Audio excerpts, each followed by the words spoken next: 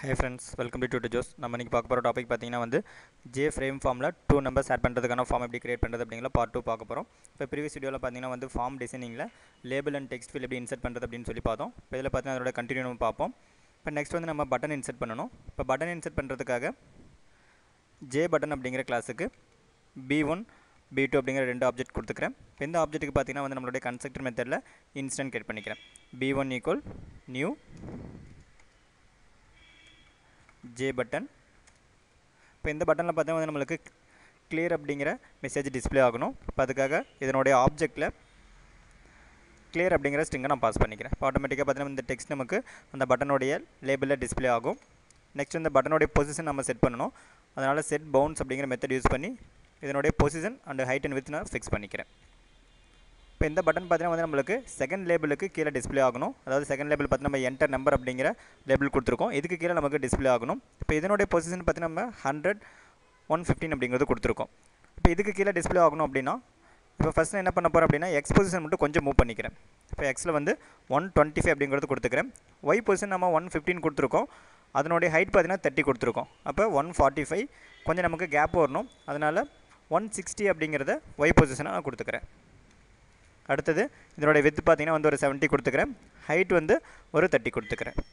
இப்போ இந்த பட்டன் நம்மளுடைய J frame ஃபார்மில் ஆட் ஆகணும்.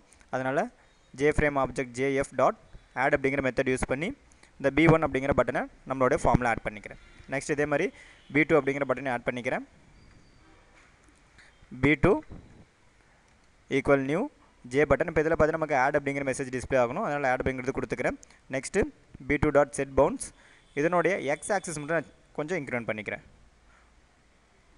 210 அப்படிங்கிறது கொடுத்துக்கிறேன். அடுத்தது இந்த B2 அப்படிங்கிற பட்டனையும் ஃபார்மில் ஆட் பண்ணிக்கிறேன். இப்போ இதை சேவ் பண்ணி நம்மளுடைய ஃபார்ம் நான் ரன் பண்ணுறேன். ஃபஸ்ட்டு கம்பைல் பண்ணிக்கிறேன். ஜாவா சி பேசிக் டாட் ஜாவா. நெக்ஸ்ட்டு கம்பைல் ஆனதுக்கப்புறம் கிளாஸ் ரன் பண்ணிக்கிறேன். ஜாவா பேசிக். இப்போ நம்மளுடைய ஃபார்மில் பார்த்தீங்கன்னா வந்து நம்ம கொடுத்த அந்த கிளியர் ஆட் அப்படிங்கிற ரெண்டு பட்டனுமே ஆட் ஆகிருக்கும். நெக்ஸ்ட்டு கிளியர் அப்படிங்கிற பட்டன் கிளிக் ஆகும்போது பார்த்தீங்கன்னா வந்து டெக்ஸ்ட் ஃபீல்டில் இருக்க டெக்ஸ்ட்லாம் ரிமூவ் ஆகிட்டு நமக்கு அந்த டெக்ஸ்ட் ஃபீல்டு எம்டி ஆகணும். இப்போ அதுக்காக ஃபஸ்ட் நம்மளுடைய இந்த பேசிக் அப்படிங்கிற கிளாஸோட ஆக்ஷன் லிசனர் அப்படிங்கிற இன்டர்ஃபேஸை இம்ப்ளிமெண்ட் பண்ணிக்கிறேன். Implements action listener. Next B1 B2 அப்படிங்கிற ரெண்டு பட்டனுக்குமே வந்து நான் ஆக்ஷன் லிசனர் ஆட் பண்ணிக்கிறேன். கன்ஸ்ட்ரக்டர் மெத்தடில் B1 dot add action listener.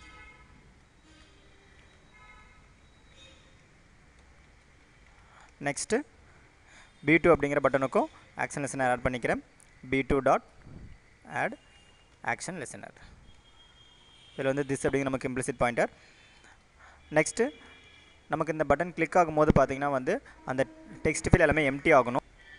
இப்போ இதுக்காக பார்த்தீங்கன்னா வந்து பேஸ் கிளாஸில் இருக்க ஆக்ஷன் பர்ஃபார்ம் அப்படிங்கிற மெத்தட் யூஸ் பண்ணிக்க போகிறேன். இப்போ இந்த மெத்தட் பார்த்தீங்கன்னா நம்மளுக்கு ஈவென்ட் ஜென்ரேட் ஆகும்போது அந்த மெத்தட் கால் ஆகும். இப்போ இந்த மெத்தட் யூஸ் பண்ணி அந்த டெக்ஸ்ட் ஃபீல்டில் இருக்க டெக்ஸ்ட்டை பார்த்தீங்கன்னா நான் ரிமூவ் பண்ணிக்கிறேன். Public return type void action performed.